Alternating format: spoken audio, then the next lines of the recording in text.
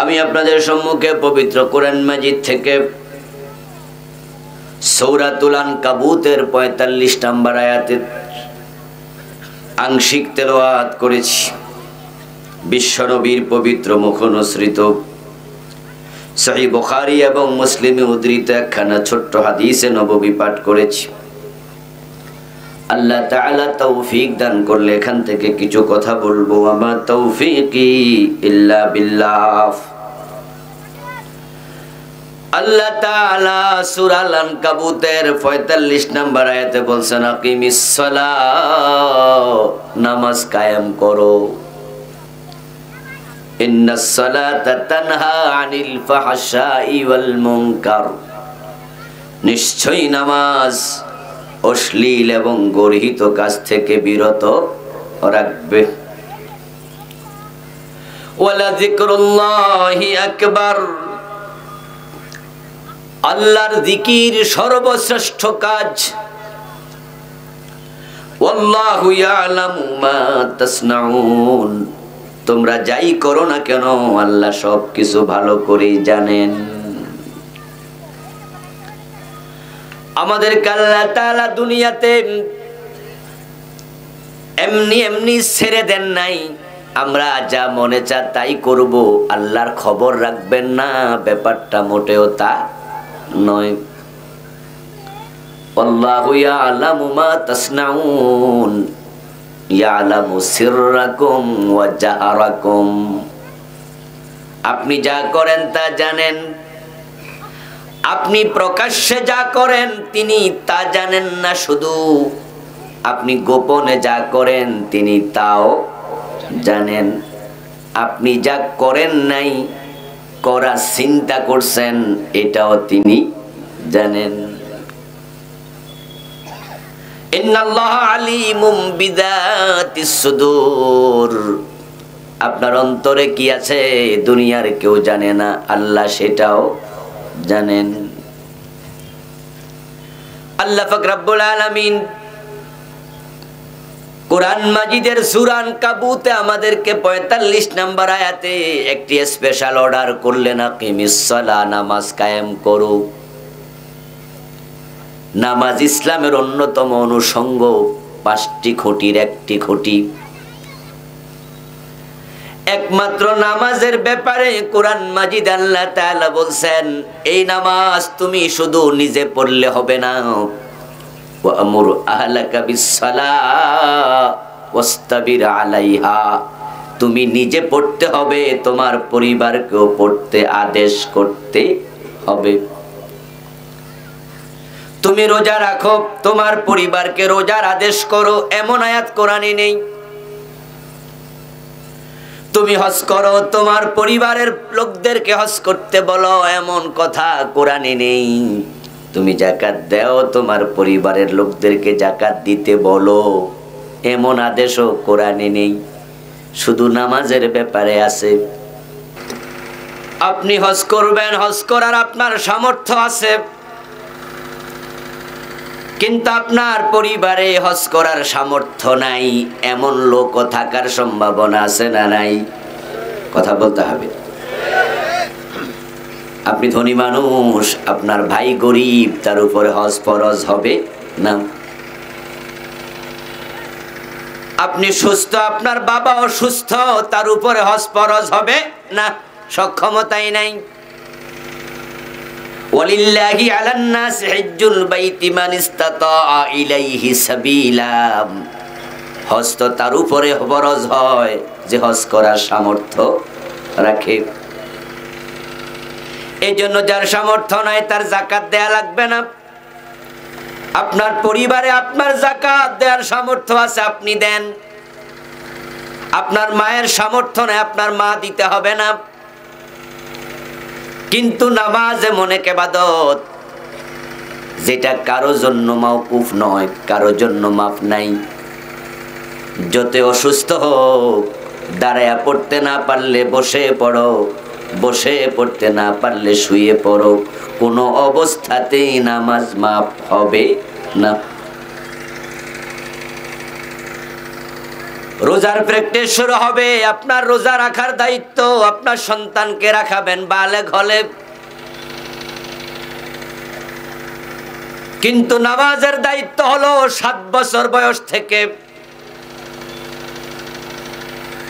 আপনার উপরে নামাজ ফরজ হবে বালেগ হওয়ার পরে, কিন্তু আপনার বাবা আপনাকে নামাজ শিখানো ফরজ আপনার বয়স যখন 7 বছর।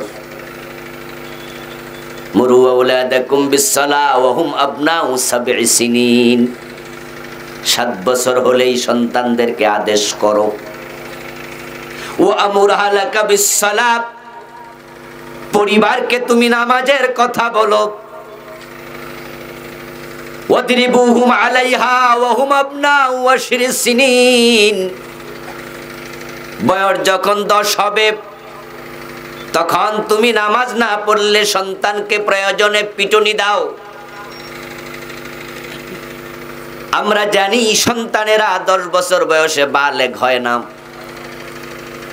10 বছরের বাচ্চাদের মোষ ওঠে না, দাড়ি গজায় না।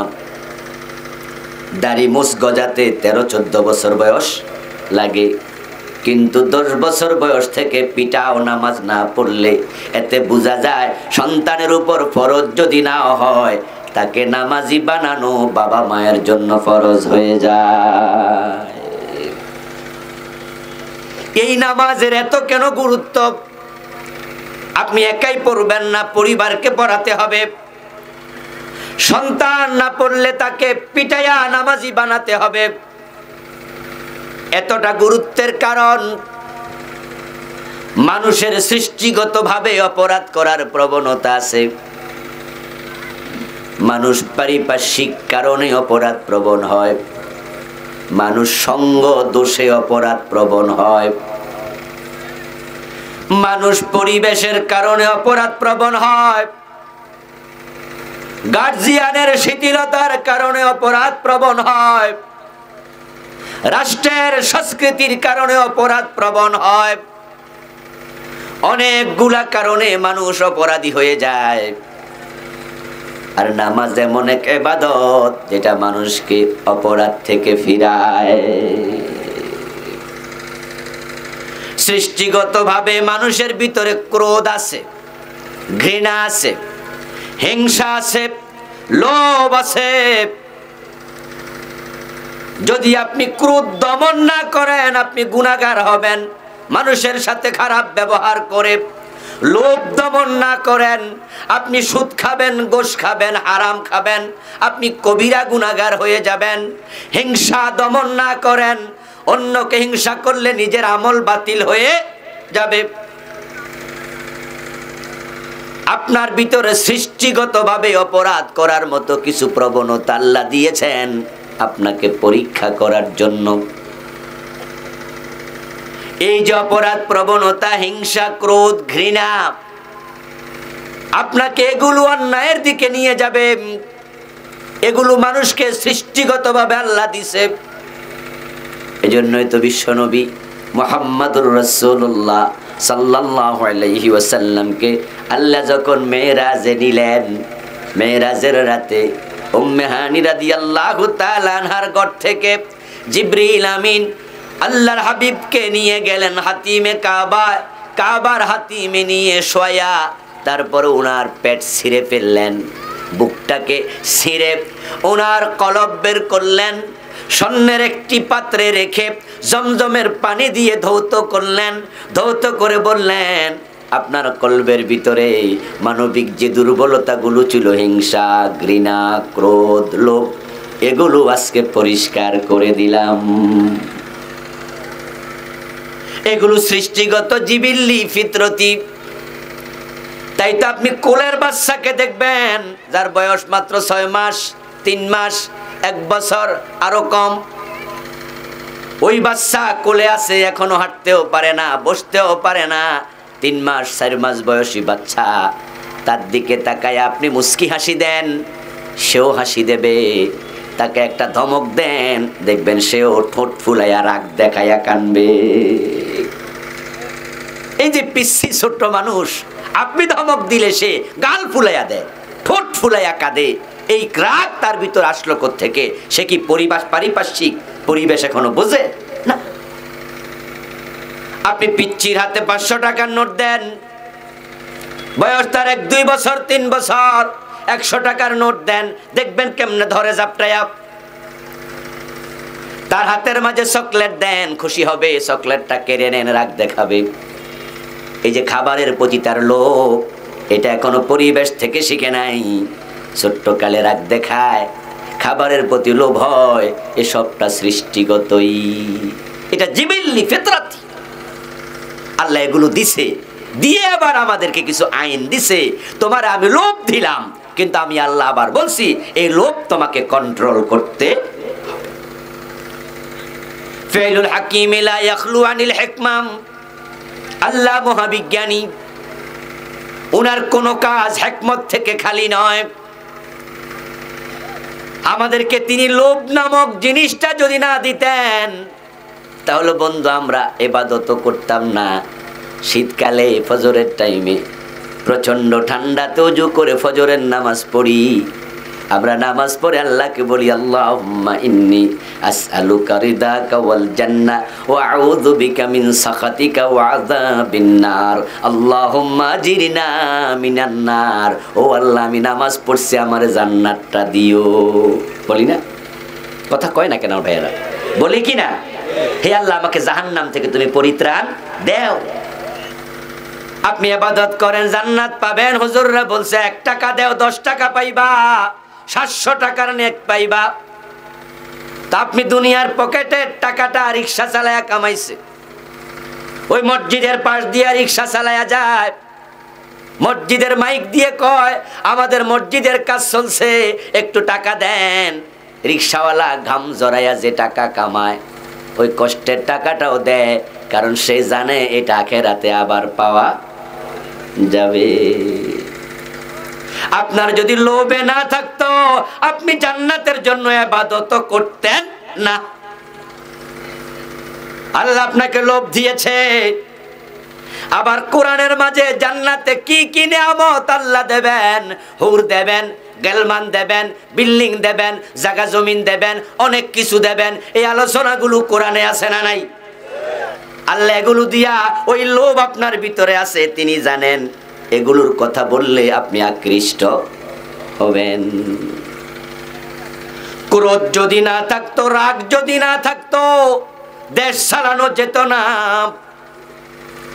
এই জন্য দেশ যারা চালায় তাদের রাগ লাগে। রাগ যদি না থাকে, চোর ডাকাত ওসি সাহেবকে ভয় করবে না।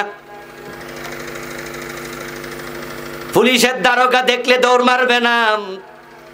হযরত ওমরের রাগ আছে, ওই রাগের কারণেই তো শয়তান ওমর যে রাস্তায় চলতো, বয়সে রাস্তায় চলতো না। অন্যায়ের প্রতি আপনাকে ক্রোধ দেখাতে হবে, রাগ দেখাতে হবে। আবার এই রাগ বউয়ের সাথে দেখায়া তালাক মাইরা দেয়া যাবে না, কন্ট্রোল করতে হবে। রাগ দেখায়া বন্ধুর সাথে ঝগড়া করা যাবে না।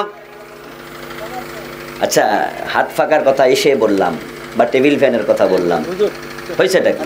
তো আর শেষ হইলে কি আসবে নাকি?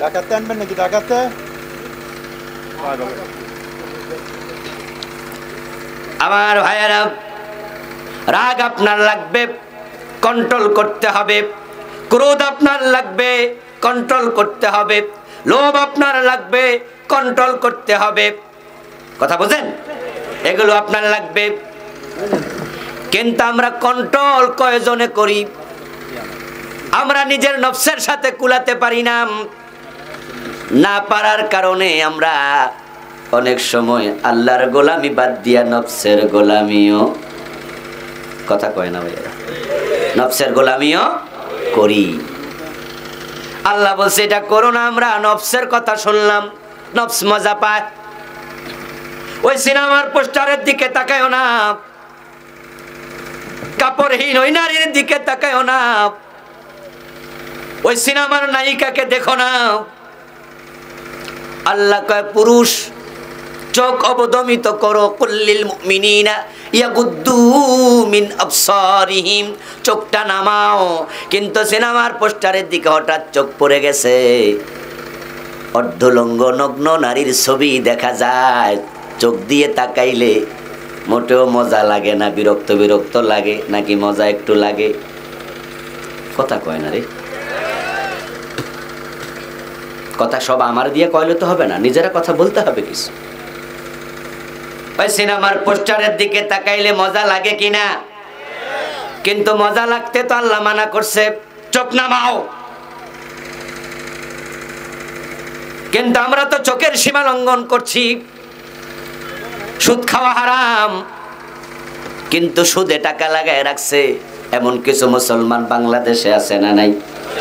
থাকুক কমপক্ষে কটিয়াদি নাই, ঠিক না? থাকুক কটিয়াদি আজকের মাহফিলে নাই, এখানেও 2-4 জন আছে। ঘুষ খাওয়া হারাম, তারপরও ঘুষ খায় এমন মুসলমান আছে না নাই? সীমা লঙ্ঘন করছে, লোভে পাইছে। এইভাবে কতজন কত রকমের লোভ কন্ট্রোল করতে পারে না। কবে বাবা মারা গেছে, এখনো বোনকে তার জমিটা দেয়া হয় নাই, বোনের জমি দখল করে বসে আছে এমন হাজী সাহেবও আছে না? না, লোভে ধরছে, লোভ। জমি কইমা যাবে, হেরে দিলে তো কইমা যাবে। আমরা লোভে পড়ে গেলাম, ফিতরতি জিনিসটাকে কন্ট্রোল করতে পারলাম না। তারপরে পারিপার্শ্বিকতার কারণে অপরাধী হয়ে যাই, সমাজের লোকগুলো অপরাধ প্রমাণ। ওই বাজারে যখন গাই গরু বেচতে যাই, তখন আমরা ওলান ফুলাইয়া দেই। 3 দিন গরুর বাচ্চাটাকে আমরা গায়ের বাচ্চাকে দুধ খাওয়াই না। ওলানটা যদি বড় হয়, যে গাই গরু কিনবে সে বুঝবে অনেক দুধ, দামও একটু বেশি। কথা কয় না, দাম একটু বেশি হবে। এই আশায় গরুর ওলান ফুলায় এমন একটা সংস্কৃতি এই দেশে আছে না নাই? এটা কি ধোঁকা নয়? এটা কি প্রতারণা নয়? ওমা এটা কেন করে? আরে হুজুর, গরুর ওলান ফুলায়, এটা তো সবাই ফুলায়, আমার কি দোষ? এজন্য আমিও ফুলাই। পারিপার্শ্বিকতার দোষে আপনি ধোঁকাবাজ হয়ে গেছেন। পরিবেশ আপনাকে প্রতারক বানিয়ে দিয়েছে। সঙ্গ দোষে ভালো ছেলেটা গাঁজাখোর হয়ে যায়। কটিয়াদি কলেজে পড়তে ইন্টারমিডিয়েট পাস করেছে, জীবনে সিগারেটও খায় না। ঢাকা ইউনিভার্সিটি, জাহাঙ্গীরনগর, চিটাং বিশ্ববিদ্যালয়, রাজশাহী ইউনিভার্সিটি, পাবলিক ইউনিভার্সিটিতে যাইয়া সঙ্গ দোষে যে জীবনে সিগারেট খায় না, সেই ইয়াবা খাওয়া শুরু করে, মনে আছে না নাই?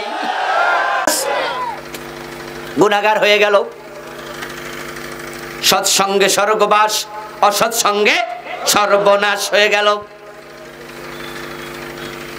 পারিপার্শ্বিকতার কারণে, সঙ্গ দোষের কারণে, রাষ্ট্রীয় আইনের কারণে রাষ্ট্র এমন আইন বানাইছে, আইনের কারণে আপনি গুনাহগার হবেন। আমার বন্ধু এমন ভাবে আইন বানায় যে আইন পাবলিক মানতেও পারবে না।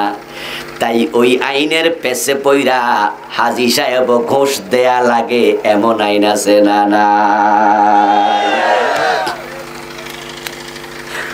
গতকালকে একজন হাজী আমারে ফোন দিলেন, শিক্ষিত মানুষ। হুজুর, সিটি কর্পোরেশন থেকে বিল্ডিং বানানোর জন্য তাদের যে অর্ডার, তাদের যে ফরমায়ের আলোকে আমি এনেছি অনুমতিপত্র, ডিজাইন পাস করে দিয়েছে। তারা যেই ডিজাইন দিছে, আমার নিজের জায়গা লাখ লাখ টাকা দিয়ে 1 শতক কিনছি। কয়েক শতক জায়গার দাম কোটি টাকা। কিন্তু ডিজাইনে দেখি 60% জায়গা বিল্ডিং বানানো যাবে, বাকি 40% চারপাশে খালি রাখো। এখন এত কোটি টাকার জায়গা খালি রাখলে আমার তো লস।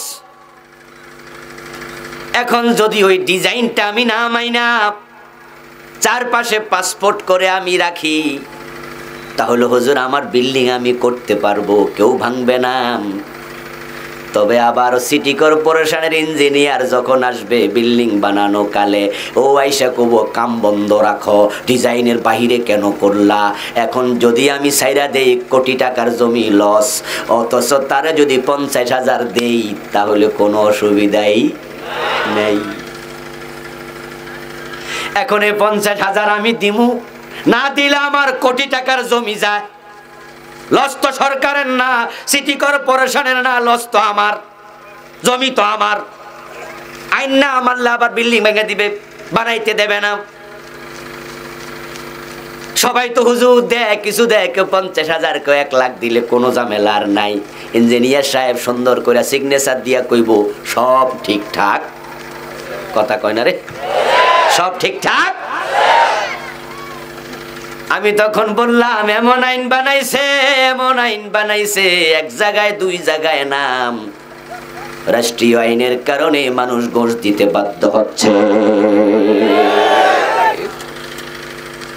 রাষ্ট্রীয় কারণে গুনাহগার হবেন, ব্যক্তিগত কারণে হবেন, সামাজিক কারণে হবেন, সৃষ্টিগত কারণে হবেন। আপনি গুনার ভিতরে ডুবে থাকবেন, ডুবে যাবেন। আল্লাহ এটা জানে, তাই তিনি কয় নামাজ কায়েম করো।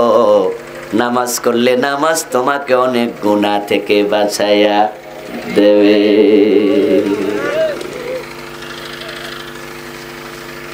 নামাজ এমন এক ইবাদত, যে ইবাদত আপনাকে অনেক গুনাহ থেকে বাঁচাবে, অনেক গুনাহ থেকে, অনেক গুনাহ থেকে। আল্লাহর কথা কখনো মিথ্যা হতে পারে না। ইন্নাস সালাতা তানহা আনিল ফাহশাই ওয়াল মুনকার, নিশ্চয়ই নামাজ গর্হিত কাজ থেকে ফিরায়। কে বলেছেন? আওয়াজ দিয়ে বলেন, কে বলেছেন? আল্লাহর কথা কখনো অসত্য হতে পারে না। আমার বন্ধু, আজকের বাংলাদেশের যুব সমাজ ইয়াবার সাগরে, ফেন্সিডিল হেরোইনের সাগরে ভাসতেছে। ইয়াবা বাংলাদেশে এত বেশি পরিমাণ প্রবেশ করছে, কল্পনা করতে পারবেন না। আমাদের বিজিবি, আমাদের র্যাব, আমাদের পুলিশ, টোটাল প্রশাসন ইয়াবার বিরুদ্ধে যুদ্ধ ঘোষণা করেছে। স্বরাষ্ট্রমন্ত্রী মহোদয় জিরো টলারেন্স নীতি ঘোষণা করেছে। ইয়াবার ব্যবসায়ী যারা আজ থেকে বছর 1-1.5 আগে তাদেরকে ক্রসফায়ারে মারছে, মনে আছে না? ইয়াবার ব্যবসায়ী কোনো বিচার টিচার নাই, মাইরা লাও, অনেক ক্রসফায়ারে দিয়েছে। কিন্তু আওয়াজ করে বলুন তো, ইয়াবা কি বন্ধ হয়েছে? বরং মাঝে মাঝে পত্রিকা দেখা যায় 5 লাখ ফিস, 3 লাখ ফিস ধরা খাইছে একসাথে। এই 5 লাখ ফিস ইয়াবা যদি ধরা না পড়তো, ওই ইয়াবা সেবন করার লোক এ দেশে আছে না নাই? আপনি ভাবেনও নাই, হতে পারে আপনার বাড়ির পাশের মোড়ের দোকানে ও রাত 12টার পরে ইয়াবা বিক্রি হয়। ইয়াবা আজকে পৌঁছে গেছে কলেজ লেভেল পার হইয়া হাই স্কুল লেভেলে। ওই ছোট্ট ঐশী আমাদের চোখে আঙ্গুল দিয়ে দেখাইয়া দিছে। ও লেভেলে পড়ুয়া ক্লাস 10, 9, 10 এর মেয়ে ঐশী মাদকাসক্ত হইয়া তার বাবা মা 2 জনকে হত্যা করেছে, মনে আছে না? ঐশী অ্যারেস্ট হয়েছে, জেলে আছে, ফাঁসির অর্ডারও হয়েছে। কার্যকর হবে কি হবে না এটা ভবিষ্যতে দেখা যাবে। একটা ঐশীকে ফাঁসি দিয়া লাভ নাই, হাজার হাজার লাখ লাখ ঐশী তৈয়ার হয়ে গেছে। ঐশী আমাদের চোখে আঙ্গুল দিয়ে দেখায়া গেছে। এই ইয়াবা মাদক এখন আর ইউনিভার্সিটি লেভেলে না, কলেজ লেভেলে না, হাই স্কুল লেভেলে পৌঁছে গেছে। তোমরা যদি কোরআনের কাছে ফিরে না আসো, এই ইয়াবা প্রাইমারি তো চলে যেতে পারে।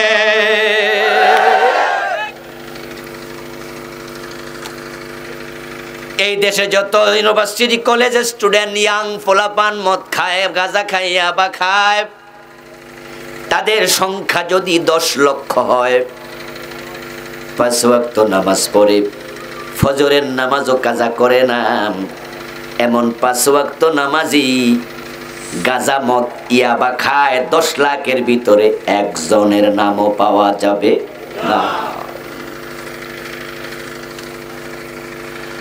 আমাদের দেশে যারা ডাকাতি করে, চুরি করে, ছিনতাই করে, রাহাজানি করে, রাস্তা দাঁড়ায়া মানুষের বুকে ছুরি ঠেকায়া পকেটের টাকা নিয়ে যায়, গুম করে আটকায়া গাজীপুরের জঙ্গলে রেখে তারপরে মুক্তিপণ আদায় করে, এমন হারামি যদি 10 লাখ থাকে 5 ওয়াক্ত নামাজি তার মাঝে একজনও পাওয়া যাবে না। হ্যাঁ বন্ধু, জোহর পরে আসর পড়ে না, জুমা পরে ওয়াক্তিয়া পড়ে না, ঈদের নামাজ পড়ে ওয়াক্তিয়া নামাজ, জুমার নামাজও পড়ে না, এমন কিছু আপনার ফাঁকিবাজ নামাজি পাওয়া যেতে পারে, কিন্তু 5 ওয়াক্ত নামাজি মদখোর হয় না, ডাকাত হয় না, ছিনতাইকারী হয় না।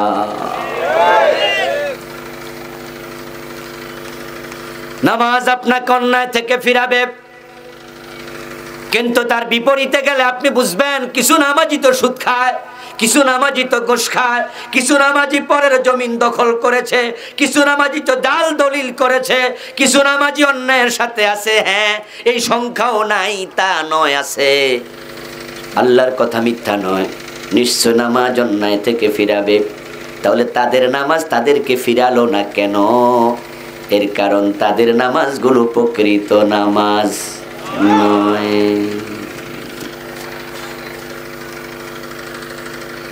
আমার বন্ধু বিদেশ থেকে আসার সময় অনেকে পুতুল আনে মেয়েদের জন্য।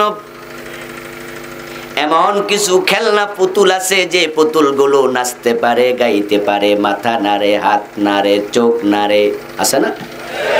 সুইচে টিপ দিলে গানও গায়।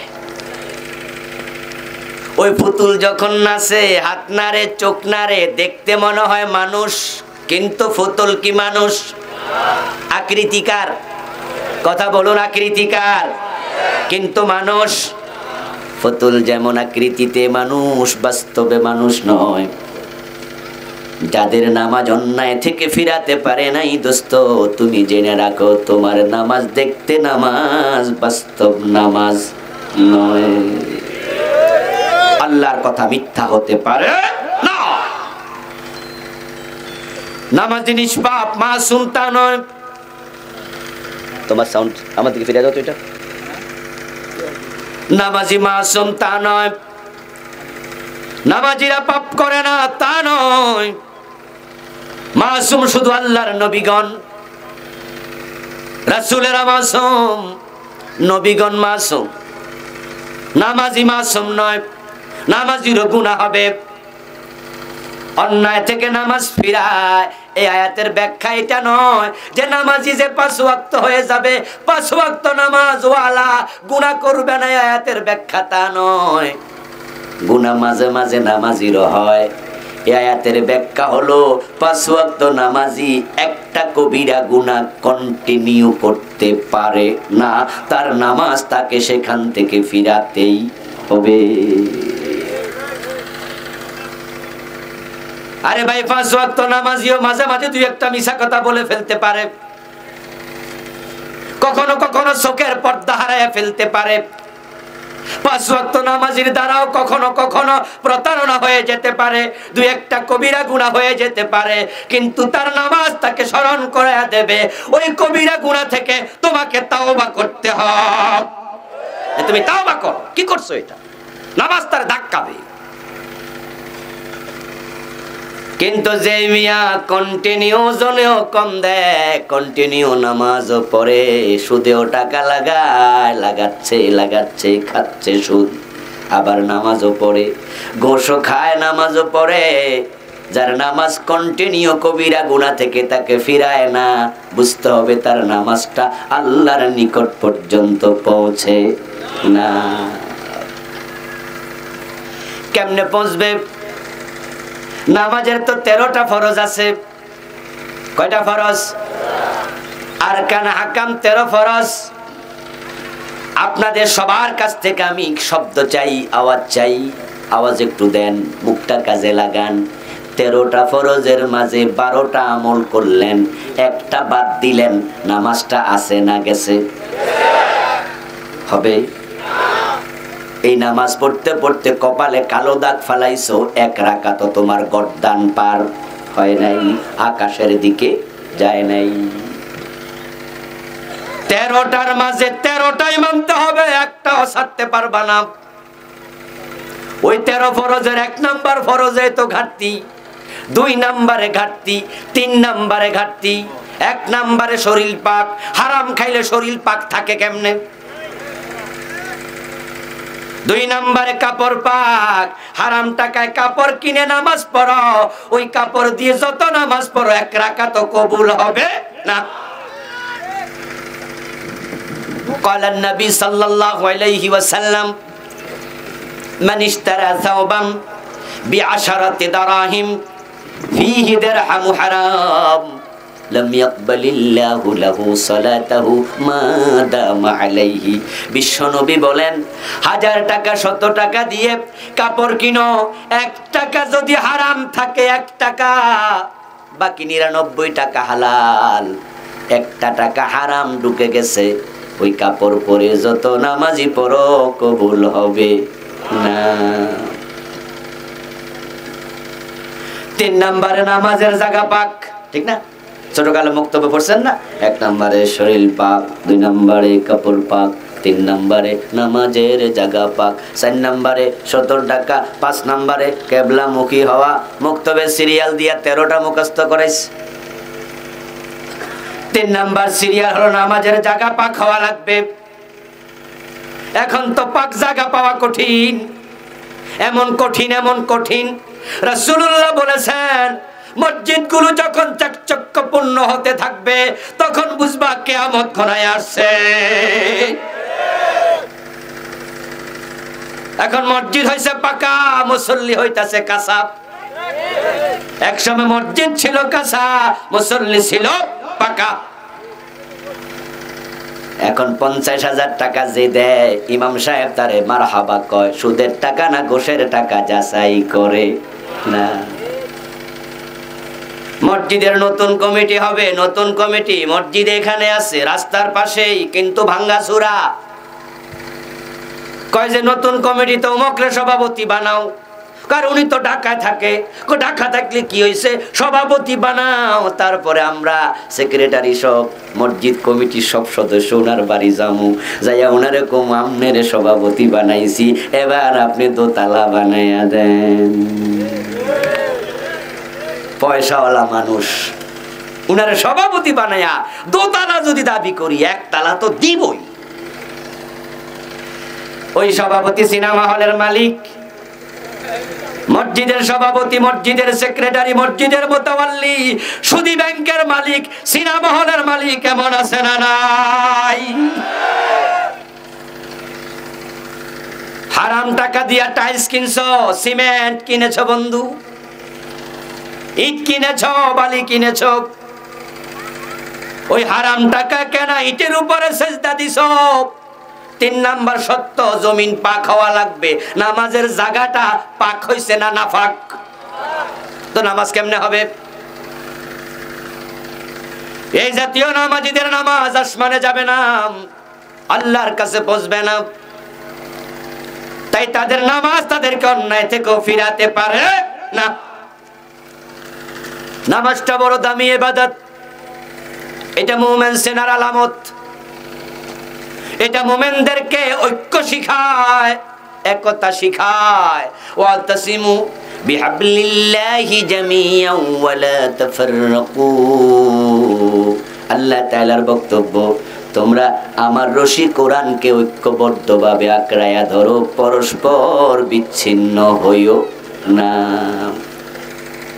নামাজ ঐক্যের শিক্ষা, দাঁড় করায়া দেবে কাঁধে কাঁধ মিলায়া, পায়ে পা মিলাইয়া, এক ইমামের পিছনে দাঁড়াও। লাইন আঁকা বাঁকা করো না, সুন্দর করে দাঁড়ায়া যাও। নামাজ ঐক্য শিখায়, কিন্তু পরিতাপ, পরিতাপ, এখন নামাজ যেটা ঐক্যের সূতিকাগার, ঐক্যের বন্ধন তৈরি করে, ওই নামাজের মাসলা লইয়া এখন মসজিদ আলাদা হচ্ছে। এখন নামাজ নিয়ে চলছে বিভক্তি। আলেম ওলামারা এমন ভাবে ফতুয়া দেয় নামাজের ব্যাপারে, একজন আরেকজনকে ইসলাম থেকে খারিজ করে দিচ্ছে। নামাজ আমাদেরকে ঐক্য শিখাবে, আমরা নামাজ নিয়ে বিভক্ত হচ্ছি। আমার ভাইয়েরা, ফতোয়া দেয়া হচ্ছে যদি কেউ জোরে আমিন বলে তাকে মসজিদ থেকে বের করে দিবা। জোরে আমিন যদি কেউ বলে তারে ধরবা, ধরে জিজ্ঞাবা পাইলা কই। আবার আরেকজন ফতোয়া দেয় ইমামের পিছনে যদি সূরা ফাতিহা না পড়ো নামাজ সব শেষ। বলার স্টাইলে মনে হয়েছে হানাফিদের নামাজ শেষ, ওরা তো ইমামের পিছনে সূরা ফাতিহা পড়ে না। এমন ভাবে বলতেছে এই দেশের 95% মুসলমানই হানাফি, ওই 5% নামাজ হইতাছে, বাকি 95% গচ্ছা গেছে। আবার যারা আমিন জোরে বলে ওদেরকে মসজিদ থেকে বের করে দাও। মসজিদে ঢোকার অনুমতি মুমিনদের আছে না নাই? কথা বলতে হবে, মসজিদে মুসলমানের প্রবেশের অনুমতি আছে না নাই? তো সে জোরে আমিন বলছে, তাকে তুমি মসজিদ থেকে বের করার অধিকার পাইলা কই? সে কি কাফের হয়েছে নাকি? মানে আমার বলার স্টাইলটা এমন হয়েছে, জোরে আমিন কইছে হেরে আমি কাফেরের কাছে নিয়ে গেলাম, বাইর করে দাও। আবার সে সূরা ফাতিহা ইমামের পিছনে পড়ে না, আমার ফতোয়া দেওয়ার স্টাইল হলো হে নামাজই শেষ। অথচ বাস্তবতা মোটেও তা নয়। এই জাতীয় বিভ্রান্তি আল্লাহর কাবাতে নাই। কাবা হলো মুসলমানের জন্য দ্বীনের একমাত্র আপনার অনুকরণীয় অনুসরণীয় জায়গা। ইসলাম সেখান থেকে বের হয়েছে, আবার কিয়ামতের আগে ইসলাম সেখানে ফিরে যাবে। আল্লাহর হাবিব বলেন সকালবেলায় সাপ যেমন তার গর্ত থেকে বের হয়, তামাম দিন এখানে সেখানে বিচরণ করে বেড়ায়, সন্ধ্যা হলে সাপ যেমন আবার গর্ত ফিরে আসে। ইসলাম বের হয়েছে হারাম থেকে, ওই মসজিদে হারামের সীমানায় কিয়ামতের আগে আবার ফিরে আসবে। আল্লাহর হাবিব বলেন বাদাল ইসলামু গরিবা সায়াউদু কামা বাদা। ইসলাম গরিব অবস্থায় বের হয়েছে, 2জন 4জন করে করে বাড়ছে, এখন কোটি কোটি। সায়াউদু কামা বাদা, কিয়ামতের আগে আবার কমতে কমতে গরিব অবস্থার দিকে ফিরে আসবে, কাবার দিকে ফিরে যাবে ইসলাম। হজ করতে যারা গেছেন, ওমরা করতে যারা গেছেন, আপনারা একটু কথা বলবেন, বাকিরা চুপ থাকলে হবে। আল্লাহর কাবাতে জোরে আমিন বলার লোক আছে না নাই? সেখান থেকে মসজিদে হারামের ইমাম কি কইছে? বাইরে হয়ে যাও। সেখানে আপনি ডানে দেখেছেন কেউ হাত বেঁধেছে নাভির নিচে, কেউ বলেছে বাদির নাভির উপরে, কেউ বেঁধেছে বুকের উপরে, আবার হাতে বাঁধে নাই, পুরা ছাইরা দিছে। এমনও আছে না নাই? ইমাম সাহেব কইছে বাইর করে দাও। ইমামের পিছনে কেউ কেরাত খালপাল ইমাম পড়ছে সূরা ফাতিহা, আবার কেউ সূরা ফাতিহা পড়ে নাই। ইমাম ফতোয়া দেয় নাই জুমার দিন যে তোমাদের নামাজ হয় নাই। ওই দেশে কেউ 8 রাকাত তারাবি পড়ে, কাবাতে 20 রাকাত চলছে, 20 রাকাত। অনেকগুলো রমজান আল্লাহ তাআলা আমাকে সেখানে কাটানোর সুযোগ দিয়েছেন, অনেকবার রমজানে আল্লাহ সুযোগ দিয়েছেন, মসজিদে হারামে ইতিকাফ করার সুযোগ আল্লাহ দিয়েছিলেন। আমার ভাইয়ারা, সেখানে 20 রাকাত তারাবি হয়, 8 রাকাতের ফতোয়া নাই। আবার পাশের মসজিদে 8 রাকাত হয়, সেখানে 20 রাকাত নিয়ে ধাক্কা ধাক্কি করে না। সবাই ইসলামের ব্যাপারে উদার, দলিল যদি থাকে তাহলে কোনো প্রশ্ন করা চলবে না। আপনি 20 রাকাত কেন পড়েন? 20 রাকাতের দলিল আছে, হযরত ওমর পড়ছে, দ্যাটস ওকে, ওকে পড়েন। আপনি 8 রাকাত কেন পড়েন? মা আয়েশা বলছে 8 রাকাত, রাসূলুল্লাহ পড়েছেন, ওকে ওকে 8 রাকাতই পড়েন। হাদিস যেহেতু আছে, আপনার মাঠটা আপনি মানেন, আপনার জবাব আমি দেব না আল্লাহর কাছে, আমার জবাব আপনি দেবেন না। যদি বেশির চেয়ে বেশি হয় আমি আপনাকে বুঝাতে পারি, জোর করার কোনো অধিকার ইসলাম দেয় নাই। কিন্তু আমরা আজকে জবরদস্তি শুরু করছি। এখন এমন জবরদস্তি হইতেছে, মসজিদ আলাদা। আমার বন্ধু, তবে এই কথা সত্য, আমরা সবাই শরীয়তের কাছে, দলিলের কাছে ফিরে আসতে হবে। যখন আমরা যাচাই বাছাই করার পরে দেখব আমি যে আমলটা করতেছি এর পক্ষে কোরআন হাদিসের কোনো দলিল, কথাও কয় না কেন ভাইয়া, দলিল নাই, প্রমাণ হয়ে যাবে এটা দলিলবিহীন। এবার আমাকে অবশ্যই দলিলের দিকে ফিরে আসতে হবে। কারণ আমল কবুল হওয়ার জন্য 4টা শর্ত। কয়টা? ওয়াজ নিয়ে বাড়ি যাবেন, কাজে লাগবে ওয়াজ। এমনি আমল কম, আবার যদি কমটা কবুলই না হয় তাহলে আমও নাই সালাও নাই। আমাদের আমলগুলো কবুল হোক এ প্রত্যাশা সবার দিলে আছে না নাই? যদি আপনি চান আপনার 10 টাকা দান করছেন, গরিব মানুষ, এই 10 টাকায় কবুল হোক।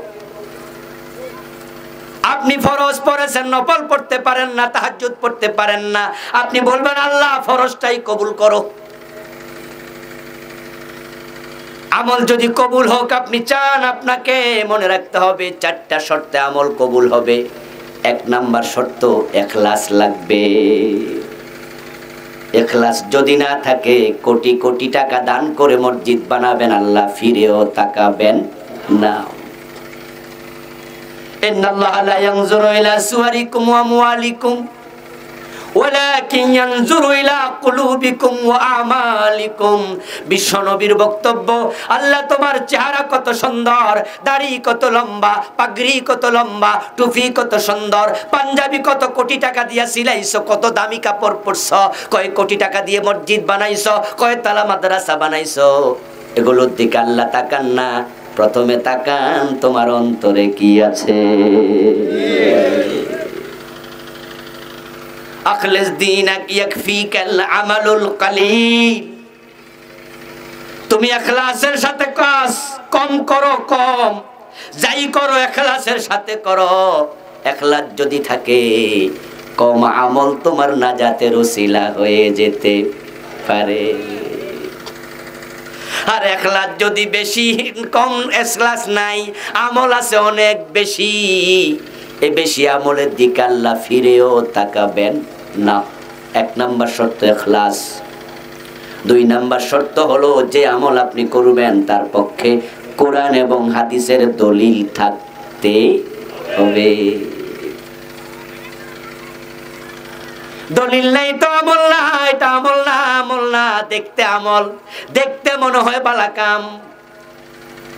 যেমন বন্ধু শিয়ারা 10ই মুহররম হাই হোসেন হাই হোসেন করে তাজিয়া মিছিল করে, খালি পায়ে অনেক লম্বা মিছিল, হোসনি দালাল থেকে পুরান ঢাকার শিয়া মসজিদ মোহাম্মদপুর 8 থেকে 10 মাইল মিছিল করে, জুতাটা পায়ে দেয় না ইমাম হুসাইনের সম্মানে, জুতা ফেলে এবং বুকের মাঝে প্লেট দিয়া রক্ত বের করে, এমন শিয়াও।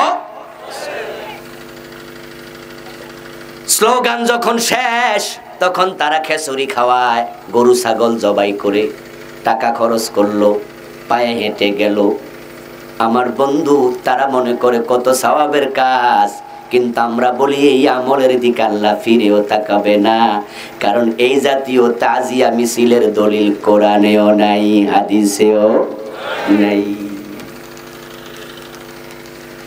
দুরূদ পড়তে যাই, ইয়া নবী সালামু আলাইকা বলে আপনি কিয়াম করলেন, দাঁড়ালেন অনেকক্ষণ যাবত, দাঁড়ায়া দাঁড়ায়া রাসূলকে সালাম দিলেন, আর মনে মনে ভাবতেছেন আমি রাসূলকে তাজিম করেছি, দাঁড়ায়া দাঁড়ায়া সালাম দিছি, ইনশাআল্লাহ সওয়াবও বেশি দিছে। আপনি পাবেন না, কারণ এইভাবে দাঁড়ানোর দলিল কোরআন হাদিসে পাওয়া যায় না।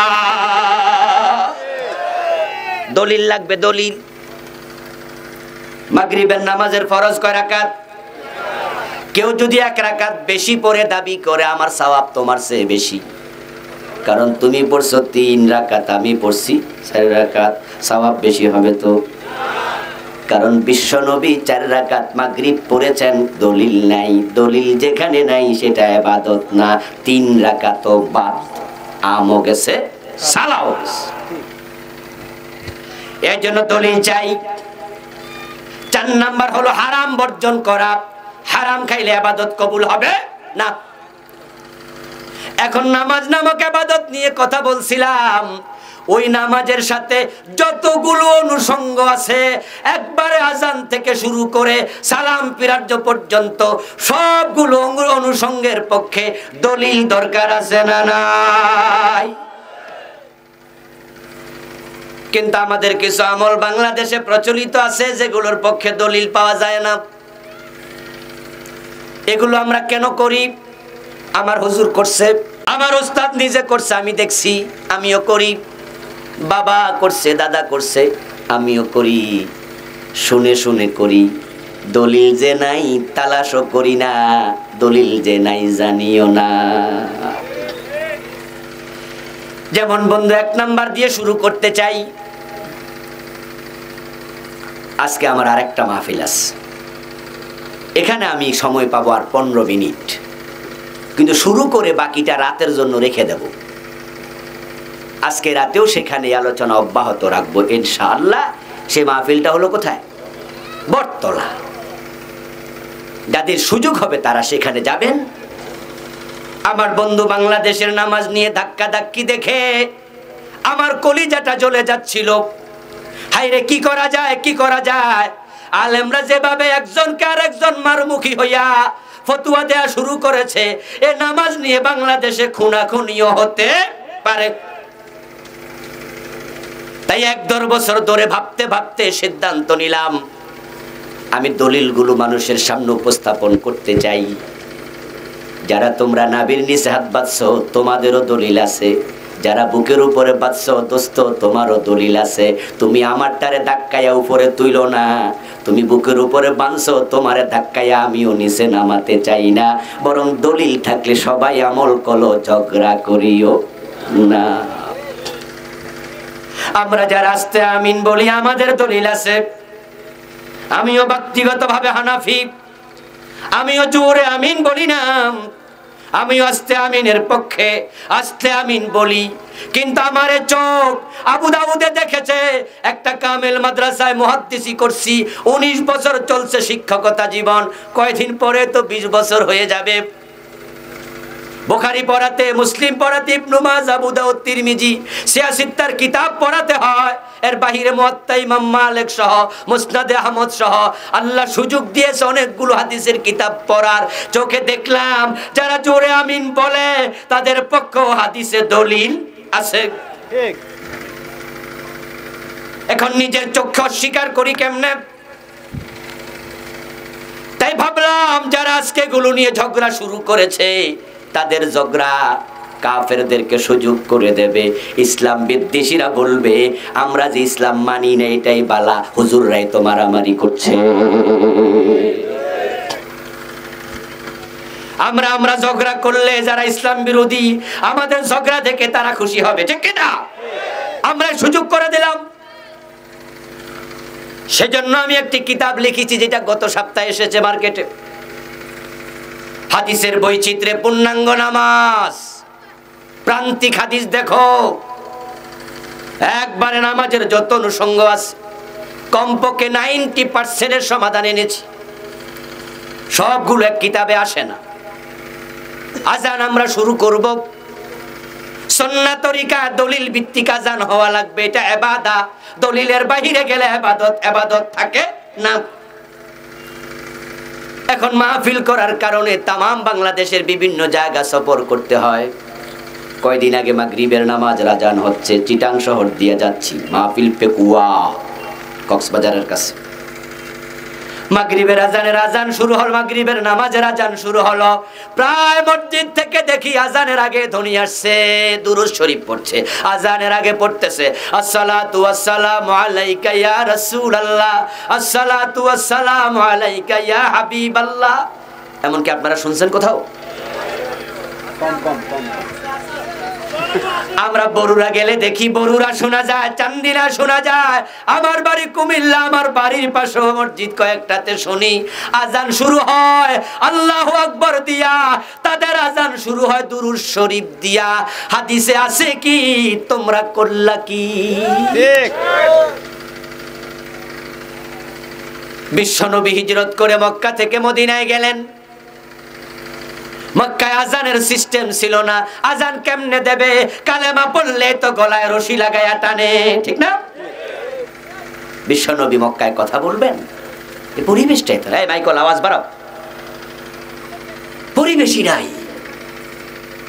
তারা দারুন নাদওয়াতে মিটিং করে সিদ্ধান্ত নিয়েছে নবী মুহাম্মদকে হত্যা করা হবে আজ রাতেই। বড় বড় গোত্র থেকে একজন করে নাঙ্গা তলোয়ারওয়ালা হাজির হও। ফজরের টাইমে ঘর থেকে বের হওয়ার সাথে সাথে সবাই মিলে কোপাইবা, বনু হাশেম আমাদের বিরুদ্ধে যুদ্ধ করার সাহস করবে না, আমরা সংঘবদ্ধ আছি। আর প্রথম কোপ কে মারছে, শেষ কোপ কে মারছে, মাঝে কে মারছে খুঁজেও পাইব না। আমরা 20-50 জন 100 জন একসাথে কোপামু। আল্লাহর নবীকে আল্লাহ তাআলা বললেন, রাসূল মক্কায় থাকার প্রয়োজন আর নাই, চলে যান। সেখানে আজান দেবেন কেমনে? হিজরত করে মদিনা আসলেন। নামাজ তো মক্কায় থাকতে ফরজ, মেরাজের রাতে নামাজের জন্য এখন ডাকা দরকার। এশারের নামাজ পড়ে বিশ্বনবী সাল্লাল্লাহু আলাইহি ওয়াসাল্লাম সাহাবায়ে কেরামকে নিয়ে পরামর্শ মিটিং এ বসলেন যে আমরা মানুষকে কিভাবে আহ্বান করতে পারি। একজন সাহাবী হাত তোলা দিয়া, ইয়া রাসূলুল্লাহ আমার প্রস্তাব হলো আজানের সময় হলে একটা ঘন্টা ধ্বনি বানাবেন, ওই ঘন্টার মাঝে আমরা পিটবো, স্কুলের দপ্তরি যেমনে পিটায়, মানুষ শুনবে, মানুষ নামাজে আসবে। বিশ্বনবী বলেন এই প্রস্তাব আমার পছন্দ হলো না। আরেকজন সাহাবী হাত তোলা দিয়া বলে, ইয়া রাসূলুল্লাহ আমার প্রস্তাব, আমরা একটা সিংহা নেব, ফু ফু করে করে বাজাবো, নামাজের সময় হলে মানুষ শুনবে, দৌড়ায়া মসজিদে আসবে। রাসূলুল্লাহ বলেন তোমার প্রস্তাবটা আমার পছন্দ হলো না, দ্যাটস ওকে, আজকে বাড়ি চলে যাও। তোমরাও ভাবো, আমিও ভাবি কিভাবে ডাকা যায় নামাজের জন্য। সবাই চলে গেলেন বাড়িতে। আব্দুল্লাহ ইবনে যায়েদ নামে একজন সাহাবী, উনি বলতেছেন আমি এই বিষয়ে ভাবতে ভাবতে বালিশের মাঝে মাথা রেখে ঘুমিয়ে পড়লাম আর ভাবছি আজানের জন্য ডাকার নিয়মটা হবে কি। আমি স্বপ্নের মাঝে দেখতে পেলাম আল্লাহর এক বান্দা একটা ঘন্টা ধ্বনি হাতে নিয়ে হেঁটে যাচ্ছে রাস্তা ধরে। আমি পিছন থেকে ডাক দিলাম, ও আল্লাহর বান্দা, এই ঘন্টাটা তুমি আমার কাছে বিক্রি করো, আমি কিনতে চাই, তুমি দাঁড়াও।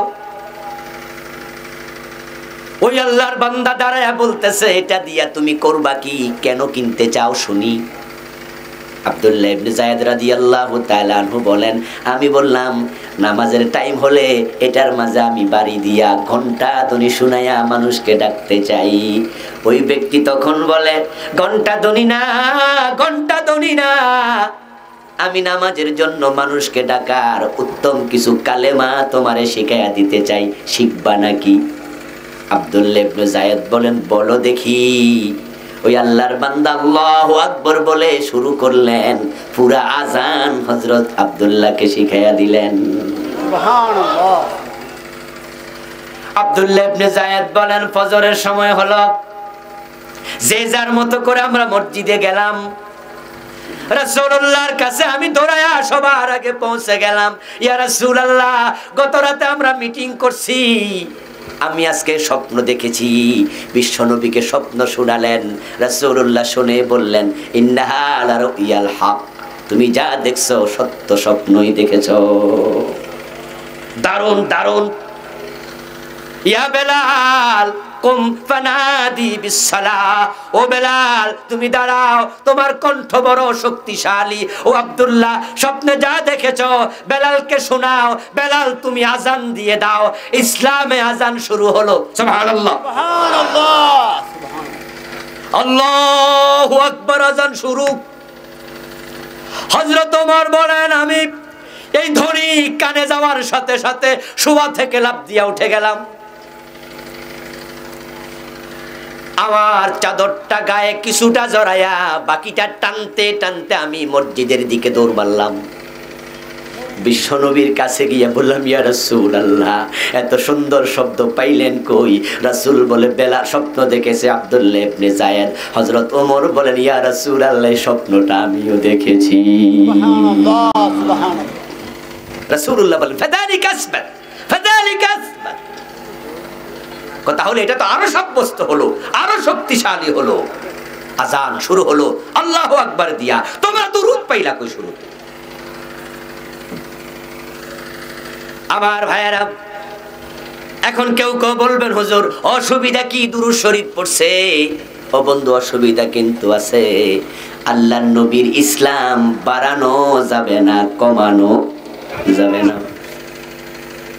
ওমরের ছেলের নাম ছিল আব্দুল্লাহ। আব্দুল্লাহ ইবনে ওমর প্রখ্যাত সাহাবী।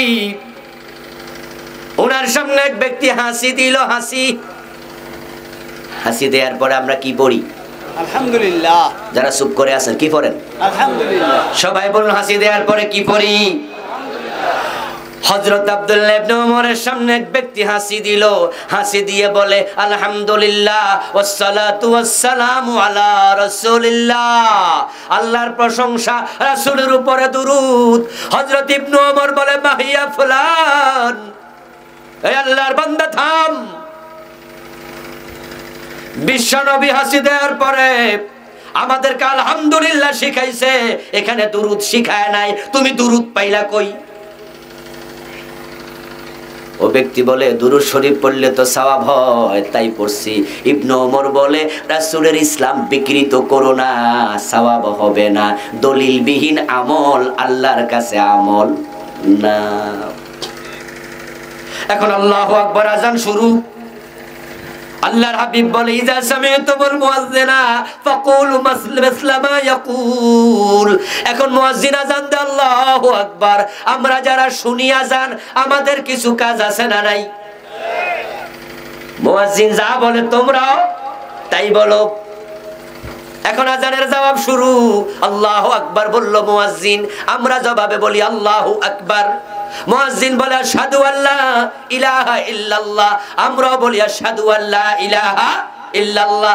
মুয়াজ্জিন বলে আশহাদু আন্না মুহাম্মাদার রাসূলুল্লাহ, আমরা জবাবে কি বলি?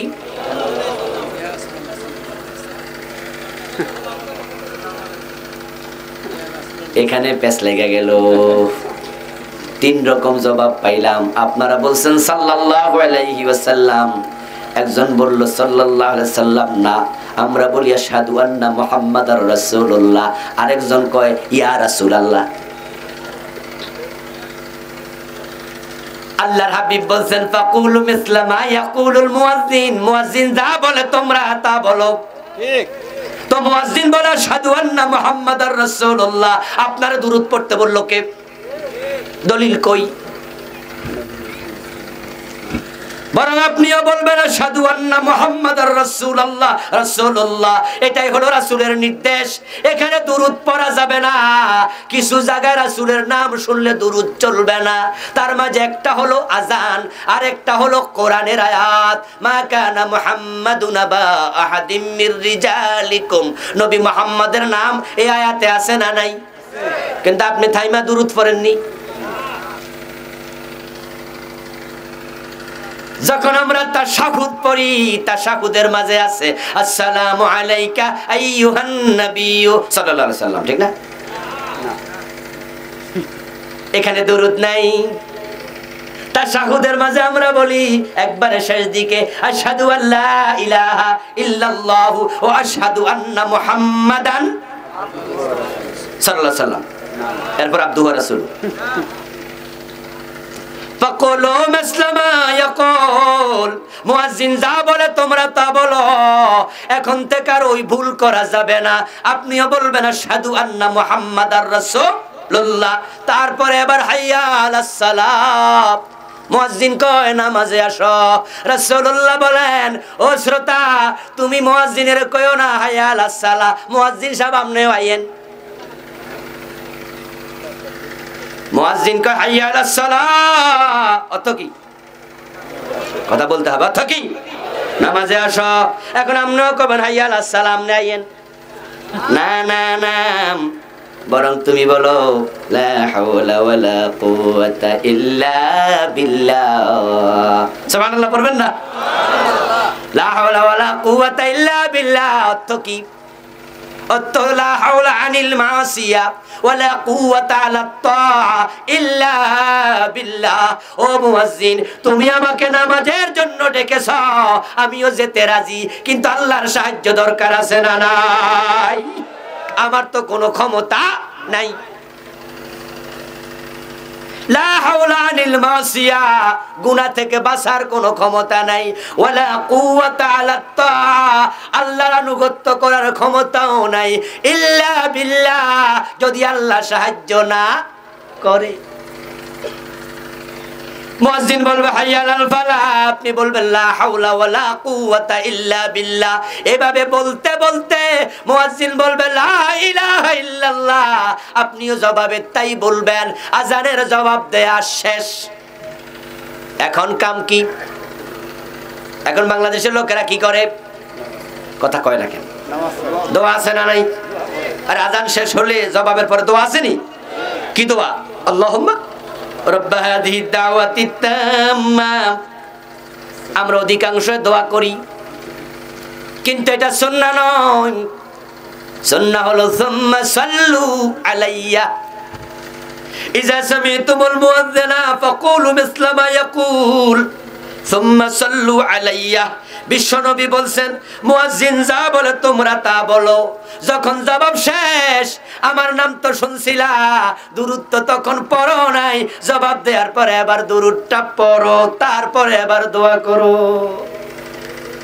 সহিহ বুখারী হাদিস নাম্বার 576, সহিহ মুসলিম হাদিস নাম্বার 747, তিরমিজি হাদিস নাম্বার 199। বুখারীর হাদিস, মুসলিমের হাদিস, তিরমিজির হাদিস মানে না পাবলিক, জানেও না।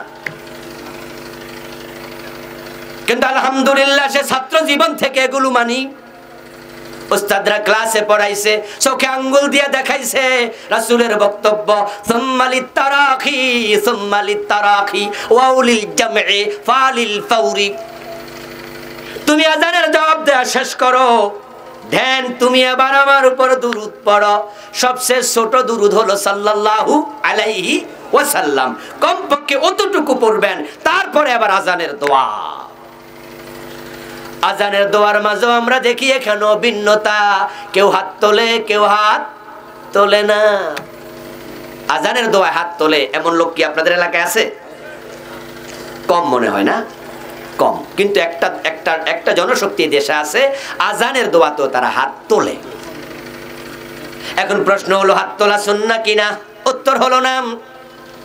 রাসূল সাল্লাল্লাহু আলাইহি ওয়াসাল্লাম মাঝে মাঝে দোয়াতে হাত তুলেছেন, কিন্তু যেগুলো দোয়ায়ে মাসুরা, আল আদিয়া আল মাসুরা, যেগুলো নিয়মিত, ওই দোয়ায় তিনি হাত তুলতেন না।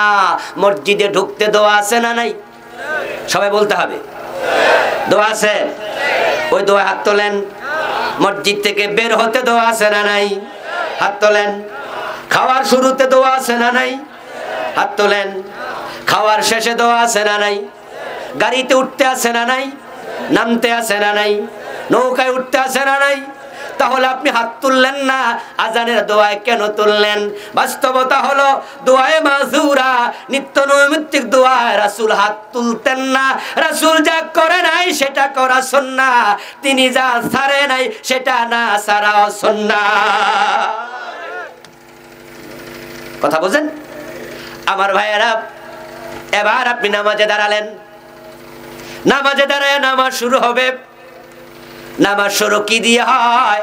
রাসূলুল্লাহর বক্তব্য, নামাজ শুরু হবে তাকবীরে তাহরিমা দিয়ে। কি দিয়ে? হ্যাঁ, তাহরিমুহাত তাকবীর ওয়া তাহলিল, তাহলিল ওয়া তাহলিলুহা তাসলিম। হাদিস, তাহরিমুহাত তাকবীর, তাকবীর দিলে সব কাজ হারাম। এখন তোমার আল্লাহর সাথে কথা হবে, এটা ছাড়া আল্লাহর বিধানের বাহিরের কাজ আর করা যাবে না, তাই এটার নাম তাকবীরে তাহরিমা। গালে ফান আছে, পান খায় এমন লোক আছে না? এখানেও তো আছে। কিন্তু নামাজে যখন যাবেন, টাকা দিয়া কিনছি, হুজুরের পিছনে খাড়াইছি, ফজরের নামাজ কমপক্ষে 10 মিনিট লাগবো, হুজুর কেরাত পড়বো, আমার তো কাম কাজ নাই, গালের টাকা লই, ঠিক জায়েজ হবে? তাকবীরে তাহরিমার পরে গালের পান খাওয়া হারাম। তাকবীরের আগে পান জায়েজ, তাকবীর দেওয়ার পরে পানটার জায়েজ। আমাদের দেশের নামাজ তাকবীরে তাহরিমা দিয়া শুরু হয় না, শুরু হয় মুসাল্লার দোয়া দিয়া। কোন এলাকায় এটার নাম জানামাজের দোয়া, কোন এলাকায় মুসাল্লার দোয়া। ইন্নী ওয়াজ্জাহতু ওয়াজহিয়া লিল্লাযী, এটা পড়া শেষ। তারপরে আবার আরেকটা আছে নাওয়াইতু আন উসাল্লিয়া, চলছে। এ নিয়ত যে পারে না, পিঠের চামড়া থাকে না, মুক্তবে কত মাইর খাইছি। ঠিক। সুন্নাহর খেলাফ আমল কেন হবে? সুন্নাহর খেলাফ করা যাবে না। বিশ্বনবী ইন্নী ওয়াজ্জাহতু পড়েছেন নামাজে, মাঝে মাঝে পড়েছেন, হাদিস পাওয়া যায়, তবে তাকবীরে তাহরিমা দেওয়ার পরে, আগে না। সুবহানাকাল্লাহুম্মা পড়েছেন, পড়েছেন আল্লাহুম্মা বাঈদ বাইনি ওয়া বাইনা খাতায়ায়া কামা বা'আতা বাইনাল মাশরিকি ওয়াল মাগরিব। তিনি পড়েছেন আল্লাহুম্মা নাক্কিনি মিনাজ যুনুব কামা ইউনাক্কাস সাওবুল আবিয়াদু মিনাদ দানাস। এইভাবে কত রকমের দোয়া আসানা হিসাবে পড়ছেন, তার মাঝে ইন্নী ওয়াজ্জাহতু পড়েছেন। কিন্তু বাঙালি পরেরটারে ধাক্কাইয়া আগে নিস। এখন নিয়ত না পড়লে নামাজ হবে না। এই চিন্তার কারণে ইমাম সাহেব কইছে আল্লাহু আকবার, আল্লাহু আকবার বলে ইমাম সাহেব সানা শুরু করে দিল, আর পিছনে মুক্তাদি নাওয়াইতু আন কইতে কইতে তাকবীরে তাহরিমা মিস করলো, তাকবীরে উলা মিস। উনি তো নাওয়াইতু আন লইয়া ব্যস্ত আছে। অথচ নিয়তের সম্পর্ক মুখের সাথে নয়, নিয়তের সম্পর্ক হলো কলবের সাথে। নিয়ত হলো আকদুল কলবি ইলাল ফেইল, কাজের প্রতি মনের দৃঢ় সিদ্ধান্তের নাম হলো নিয়ত। গোসল করার জন্য কাঁধে গামছা নিছেন, আরেক কাঁধে লুঙ্গি নিছেন, হাতের মাঝে সাবান নিছেন। এখন পুকুরে গোসল করতে নাইমা আপনি কইতে হইব নাওয়াইতুল গোসলা নাকি? তো তাহলে গামছা নিছেন কেন? নিয়ত বুঝি এখনো হয় নাই। ফজরের নামাজ 4 রাকাত, সুন্নাহ 2 রাকাত, ফরজ 2 রাকাত, ঠিক না? কথা বলেন না কেন? এখন আপনি যে 2 রাকাত সুন্নাহ পড়তেছেন, মনে মনে আছে, মুখে নাওয়াইতু আন বলা দরকার আর নাই। এখন নামাজে দাঁড়ালেন, আলহামদুলিল্লাহ, নামাজ তো দাঁড়াইয়া পড়বেন, কিন্তু যার দাঁড়ানোর সামর্থ্য নাই সে বসে পড়বে, এমন হাদিস আছে না নাই? সাল্লি কায়মা ফাইন লাম তাস্তাতি ফাকায়দা ইল্লা আলা জানবিন। দাঁড়ায়া নামাজ পড়ো, সামর্থ্য যদি না থাকে তাহলে বসে নামাজ পড়ো। এখন কোথায় বসবেন? মাটিতে না চেয়ারে?